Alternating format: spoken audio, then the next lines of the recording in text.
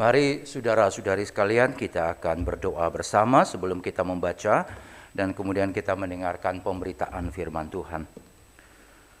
Bapa kami yang di sorga, kami sekali lagi bersyukur kepadamu kalau kami punya lagi kesempatan beribadah dan bersama kami mau mendengar firman-Mu. Kami mau mendengar kata-katamu yang menyatakan dirimu, menyatakan pikiran dan kehendak-Mu untuk kami.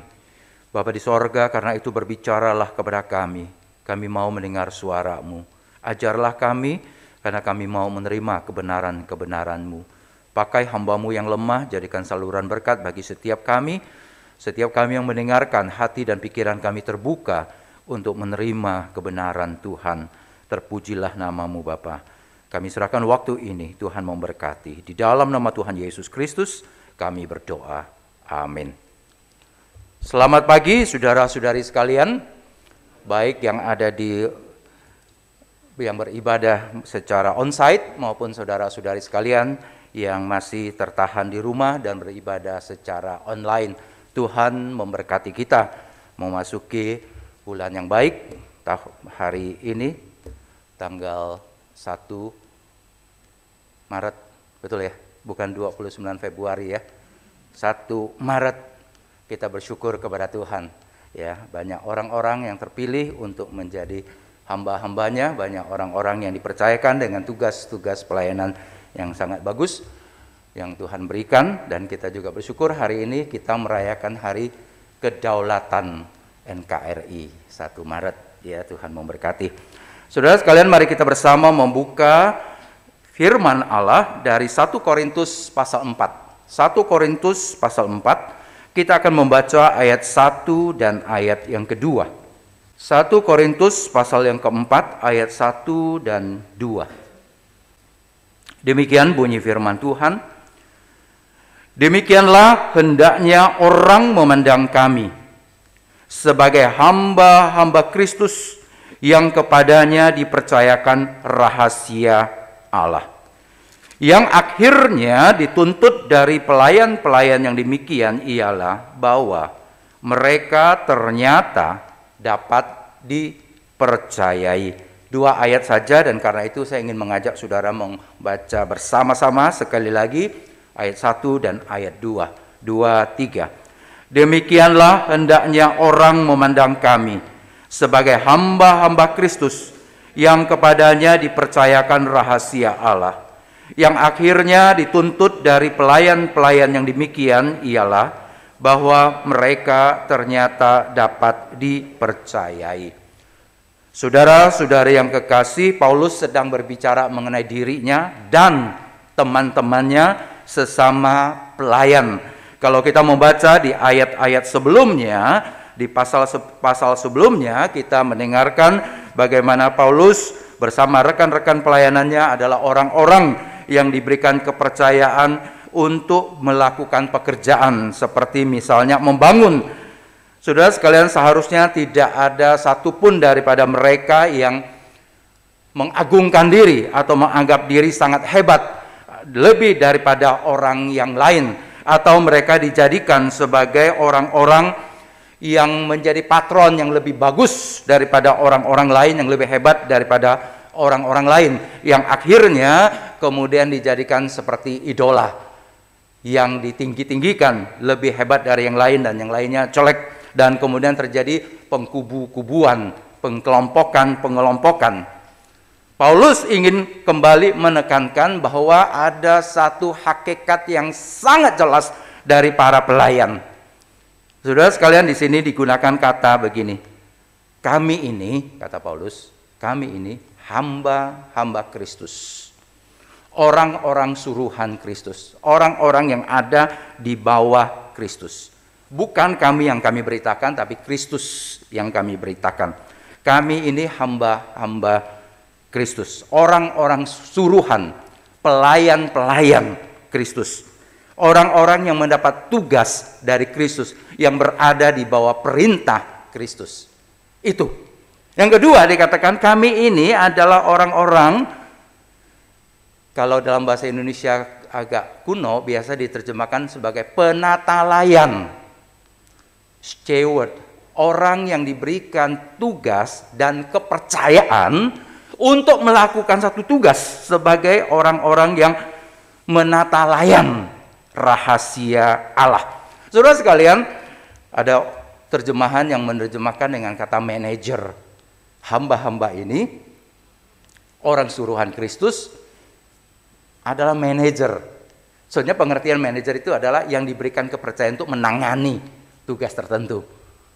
Saudara sekalian, tetapi bagusnya adalah terjemahan bahasa Indonesia maupun terjemahan misalnya NIV akan menerjemahkan, dikatakan kepadanya dipercayakan. Jadi orang sebenarnya itu satu jabatan, yaitu apa? Orang yang dipercayakan. Dia adalah hamba Kristus, dia adalah orang yang diberikan kepercayaan. Apa yang diberikan kepercayaan itu dikatakan rahasia Allah. Saudara, rahasia Allah itu bukan artinya ini satu agama mistis atau satu agama rahasia kuno dulu, hanya orang-orang yang punya ilmu tertentu yang bisa memahaminya. Tapi jelas sekali dalam pemahaman Paulus, apa yang disebut dengan rahasia Allah, salah satunya pasti adalah apa yang menjadi rancangan Allah yang tadinya tidak bisa ditembus oleh pikiran manusia. Rancangan untuk keselamatan manusia, rancangan tentang bagaimana Allah mau menyelamatkan manusia, sekarang dinyatakan kepada manusia. Dan hamba-hamba Kristus ini diberikan kepercayaan untuk menyampaikan apa yang tadinya tertutup, apa yang tadinya belum dibukakan, sekarang yang sudah dibukakan untuk disampaikan kepada orang-orang lain.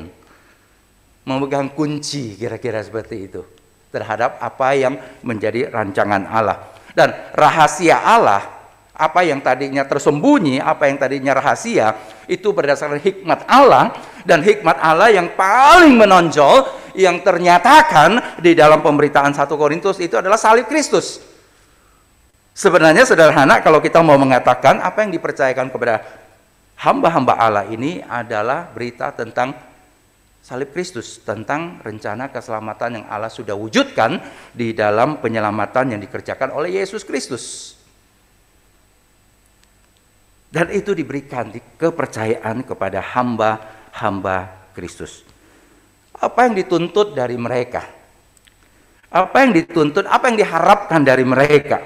Dikatakan begini, yang akhirnya dituntut dari pelayan-pelayan yang demikian ialah bahwa mereka ternyata dapat dipercayai.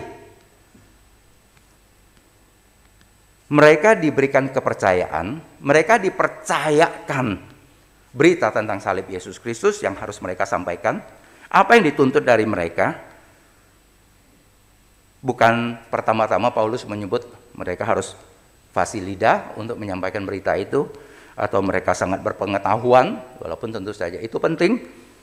Tapi Paulus mengatakan yang dituntut dari mereka adalah bahwa mereka ternyata dapat dipercayai. Pistos, kata ini memang bagus diterjemahkan dengan kata yang dapat dipercayai.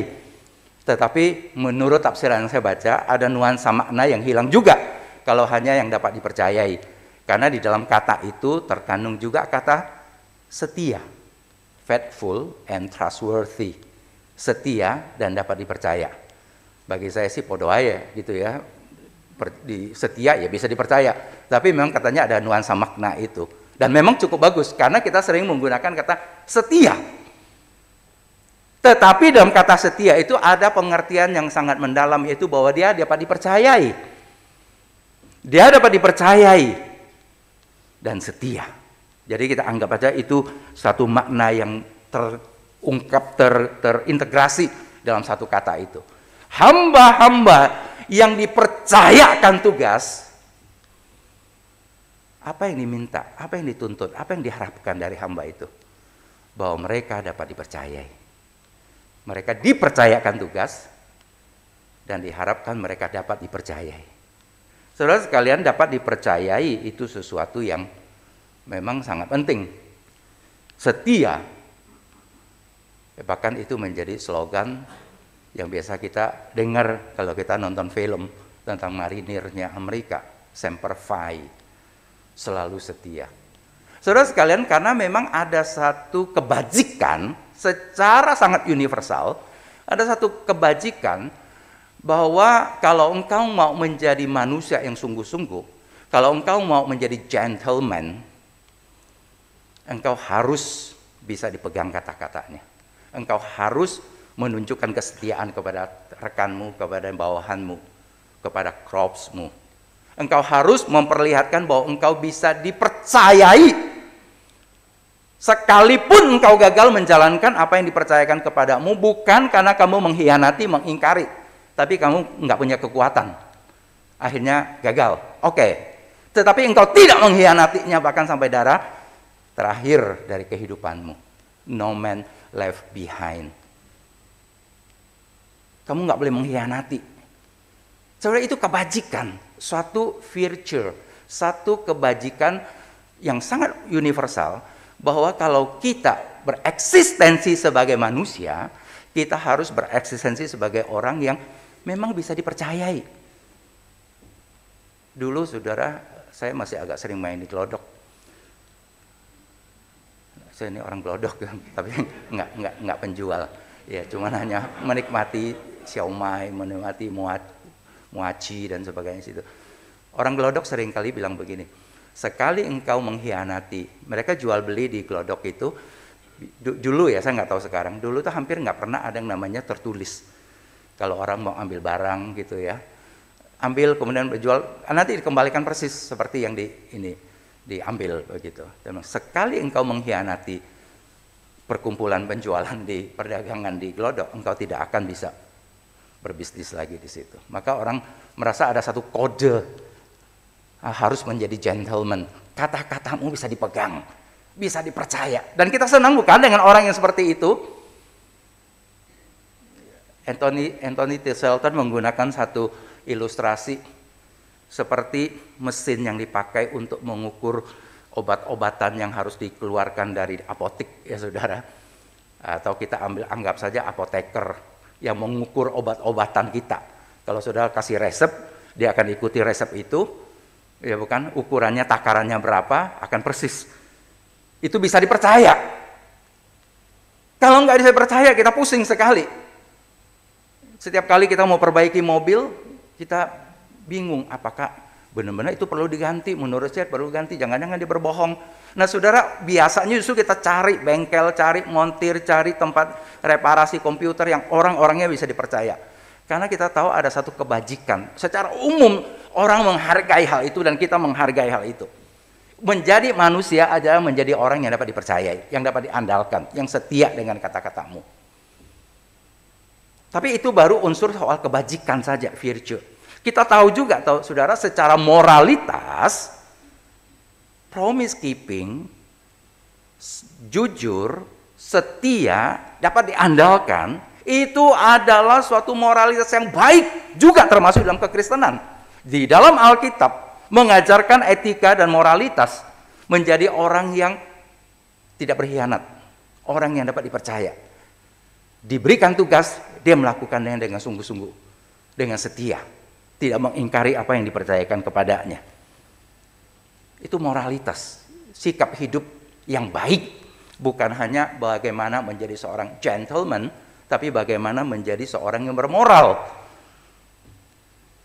Tetapi saudara, kalau kita melihat perkataan yang dikatakan oleh Paulus, sebenarnya lebih daripada hanya kebajikan secara umum, bahkan lebih daripada hanya moral, ini adalah spiritualitas. Kita melihat Paulus mengatakan hamba-hamba Allah, hamba-hamba Kristus, orang-orang yang ada di bawah Kristus, itu diberikan kepercayaan, diberikan tugas. Seolah-olah gini, Tuhan nggak nanya dulu, kamu bisa dipercaya apa enggak? Tapi saya percaya dulu sama kamu. Saya percaya sama kamu, saya percayakan ini ke tanganmu. Dan apa yang kemudian diharapkan setelah diberikan kepercayaan, kita ditemukan ternyata kita memang bisa dipercaya. Jadi artinya apa saudara? Bahwa apa yang menjadi sikap kita itu adalah respon terhadap kepercayaan Allah kepada kita. Allah percaya kepada kita. Ini bejana yang gampang pecah, tapi Allah percaya pada kita. Allah percayakan tugasnya kepada kita. Nah, apa yang menjadi respon kita? Ini adalah respon spiritualitas. Karena saya dipercaya, maka saya harus bisa memperlihatkan bahwa saya memang bisa dipercaya. Kalau saya dipilih untuk melakukan tugas ini, saya harus memperlihatkan bahwa saya memang bisa dipercaya untuk melakukan tugas ini. Itu adalah respon. Di dalam spiritualitas Kristen itu disebut respon pengucapan syukur. Bahwa kalau Tuhan yang menetapkan saya untuk satu tugas, saya harus memperlihatkan bahwa saya bisa dipercaya untuk melaksanakan tugas tersebut. Ternyata dapat dipercaya atau diketemukan dia dapat dipercayai. Saudara, jadi kita dipercayakan dan respon kita adalah supaya kita bisa dipercayai. Bukan pertama-tama karena kita orang yang sangat dipercayai, kemudian Tuhan baru berani mempercayakan sesuatu kepada kita. Kita tahu, saudara, Tuhan seperti menaruh telur ke atas keranjang kita yang gampang jatuh dan pecah. Nah, kita pegang baik-baik, begitu kan? Kalau orang kita harus bawa telur, saudara, ya, saudara tahu telur itu kalau saya seringkali takut sekali kalau harus memegang itu, ya, apalagi suruh istri memegang telur, kayaknya takut kalau jatuh kan pecah semua, begitu. Ketika seseorang mempercayakan itu untuk kita pegang, saudara, itu ngerinya luar biasa. Ya, kalau bola nggak apa-apa gitu, mau membal berapa kali pun tetap aja bola. Kalau telur sekali jatuh pecah semua. Begitu. Jadi Allah mempercayakan sesuatu yang mungkin sangat berharga kepada kita yang ringkih, kepada kita yang gampang jatuh, gampang pecah, tapi Allah percayakan. Apa yang Allah inginkan dari situ adalah bahwa kita harus menghidupkan apa yang Allah percayakan kepada kita. Kita harus meresponinya dengan satu keinginan yang sangat kuat bahwa kalau Allah percaya kepada saya harus menjadi orang yang bisa dipercayai. Saudara sekalian, sebenarnya itu adalah kita, bukan hanya bicara mengenai Paulus dan teman-temannya. Bicara mengenai saya dan saudara. Sekali kita berbicara, berkata, berkomitmen, saya mau menjadi hamba Allah. Bahkan ketika saudara diwawancarain sampai didesak-desak gitu, yakin panggilan Tuhan, yakin. Sampai saudara sebelum nangis, dosanya yang bertanya tidak berhenti begitu ya. Yakin terpanggil, bukan saudara mamamu suruh, papamu suruh. Yakin benar, sampai kamu nangis. Oh, dosa bertanya, oh saya ya, dia yakin begitu kan. Ketika saudara mengatakan, iya, saya dipanggil menjadi hamba Allah. Siapa kamu? Memang saya nggak ada apa-apanya, bukan siapa-siapa. Tapi Tuhan memanggil saya di hambanya. Artinya sejak itu kita mulai belajar bertanggung jawab untuk menjadi hamba. Untuk bertanggung jawab untuk menjadi orang yang bisa dipercaya. Nah, saudara, kepada kita diberikan banyak kepercayaan seperti yang kita lihat pada hari ini. Setiap kita sebenarnya di dalam seluruh kehidupan kita pasti banyak hal yang dipercayakan ke tangan kita. Baik dalam dunia pelayanan maupun dalam dunia hidup sehari-hari. Tapi hari ini kita bicara mengenai kehidupan pelayanan kita. Hari ini ada dosen-dosen, ada banyak orang yang akan diserah terima jabatan. Itu artinya mereka ada yang jabatan baru. Tapi ini adalah hal yang sangat lazim di dalam kehidupan pelayanan kita. Termasuk saudara-saudari, para mahasiswa dan staf, pelayan-pelayan yang Tuhan percayakan banyak tugas di sini. Ada tanggung jawab yang diberikan ke tanganmu. Ada hal yang dipercayakan kepadamu menjadi pemain musik untuk ibadah, menjadi anggota senat, menjadi ketua kelas, menjadi satu tugas tertentu di dalam tugas sebagai di administrasi dan sebagainya. Ada tanggung jawab yang dipercayakan kepada kita. Saudara, sebenarnya memang sangat dituntut skill yang bagus untuk melakukan itu. Skill, jelas kita perlu skill itu. Tentu dituntut dari kita adalah kemampuan, keterampilan melakukan hal itu. Tetapi berbicara secara rohani, pertama-tama yang dituntut dari engkau yang diberikan kepercayaan itu adalah bahwa engkau memang bisa dipercaya. Engkau akan melakukan tugas itu sebisa mungkin, sesetia mungkin, sebertanggung jawab mungkin, untuk menyelesaikannya. Mungkin betul keterampilanmu tidak seberapa banyak. Makanya di dalam perumpamaan misalnya tentang talenta, ya, orang bisa diberikan pegangan di tangannya berbeda-beda. Dituntutnya juga berbeda-beda tentu saja. Tetapi yang diminta dari apa yang mereka lakukan itu adalah bahwa mereka setia melakukannya. Menguburkan karena alasan apapun juga apa yang Tuhan percayakan kepada kita dan tidak membiarkannya produktif berkembang, itu adalah satu kesalahan. Saudara, itu tugas kita. Pertama-tama menjadi orang yang dapat dipercayai. Tugas apapun yang diberikan kepada kita. Bukan menjadi orang yang selalu sukses, tetapi menjadi seorang yang selalu setia. Ya, faithfulness itu beda dengan orang yang sukses. Faithful juga harus dilanjutkan dengan fruitful, berbuah. Untuk itu kita harus bekerja keras, bekerja sungguh-sungguh, seberapa banyak pun buah yang dipercayakan kepada kita untuk kita hasilkan.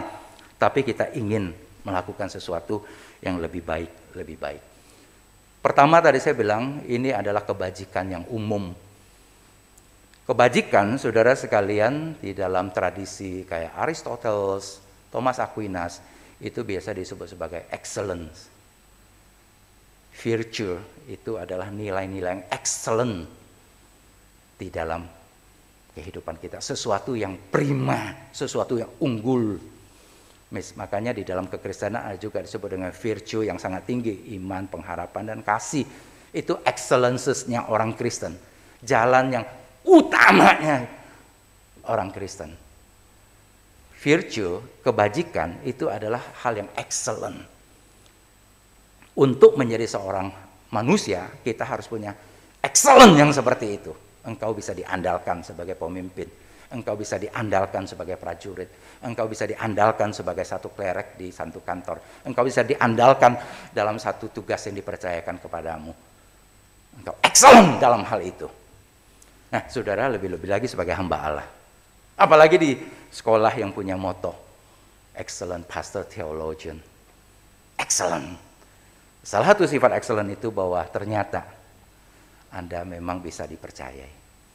Baik Anda berjanji, lebih-lebih lagi kalau Anda berjanji, ataupun Anda tidak keluarkan kata-kata janji itu, tapi hidupmu sendiri, panggilanmu sendiri, titlemu sendiri sebagai hamba itu adalah janji bahwa Anda akan setia dan dapat dipercayai.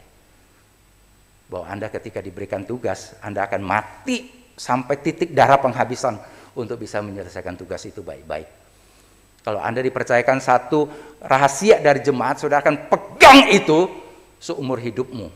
Tidak akan bocor dari gigimu, lidahmu yang gatel itu. Karena kita mau setia. Itu saudara, kesetiaan yang Tuhan inginkan, satu kualitas yang Tuhan inginkan kita punyai. Dan tentu saya berharap bahwa semua kita, termasuk para dosen, bersama-sama kita menjadi orang yang diberikan tugas, kita setia dan dapat dipercayai. Melakukannya dengan sungguh-sungguh. Ada akuntabilitas dalam tugas kita. Demikian pula dengan mahasiswa. Anda sudah ada di sini dengan seluruh kepercayaan yang Tuhan berikan kepadamu. Dan itu tanggung jawab besar, saudara. Kalau perusahaan kita cuma ada 4.000 buku, tanggung jawab saudara hanya membaca 4.000 buku. Tapi perusahaan kayak kita ada 40 ribuan buku. Kalau saudara hanya membaca 4.000 nggak cukup. Karena kita ada lebih dari itu. Tanggung jawab sebenarnya itu untuk saudara kelola baik-baik, manage baik-baik, untuk dipakai, dibuka, dilihat, dicari informasi. Saudara diberikan tanggung jawab untuk melayani, diberikan tanggung jawab untuk banyak hal-hal yang diberikan kepada kita. Apakah ternyata kita dapat dipercayai? Apakah ternyata dapat dipercayai? Apakah kita diketemukan dapat dipercayai? Paulus mengatakan itu sebenarnya satu-satunya yang menjadi ukuran dia sebagai hamba Allah. Yang akhirnya dituntut dari pelayan-pelayan demikian ialah bahwa mereka ternyata dapat dipercayai. Itu sepertinya Paulus yang mengatakan satu-satunya harkat yang harus dipegang adalah ini, dia dapat dipercayai. Dari ujung rambut sampai ujung kaki dia dapat dipercayai. Tuhan memberkati kita. Amin. Mari Bapak Ibu, saudara-saudari sekalian, sekali lagi kita akan berdoa bersama.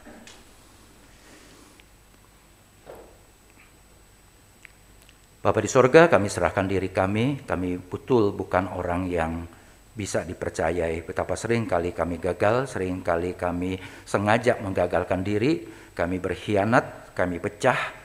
Bapa di sorga, kami mohon Engkau menolong dan memberkati kami. Kalau Engkau memberikan kami kepercayaan, Bapa di sorga, kami tahu Engkau tentu berharap, menginginkan dan menemukan bahwa kami dapat dipercayai. Kalau pada saat kami sangat ringkih pun Engkau sudah percaya kepada kami, Bapa kami yang di surga, tolonglah kami supaya betul-betul kami dapat meresponinya dengan ucapan syukur untuk menjadi orang yang dapat dipercayai. Bahkan mungkin Tuhan kami bisa malu kalau kami melihat sebagai orang Kristen, apalagi sebagai hamba-hamba Allah, kami kurang dari orang-orang di dunia sana yang bangga dengan nilai-nilai yang mereka andalkan di dalam grup, kelompok, komunitas mereka sebagai orang-orang yang bisa saling percaya, saling setia, dan dapat saling dipercayai. Tolonglah kami Tuhan untuk menghidupkan satu excellent yang lebih tinggi lagi sebagai hamba Allah di dalam kehidupan pelayanan kami, kehidupan apa yang Tuhan percayakan kepada kami untuk kami laksanakan. Terima kasih Bapa, terpujilah namamu. Kami serahkan saudara-saudari kami pada hari ini, mereka yang akan melakukan serah terima jabatan. Bapa kami di surga, kami menyerahkan mereka dalam kondisi pelayanan apapun, kedudukan dan posisi apapun, jabatan apapun, supaya setiap kami kedapatan bahwa kami dapat dipercayai. Di dalam nama Tuhan Yesus Kristus kami berdoa. Amin.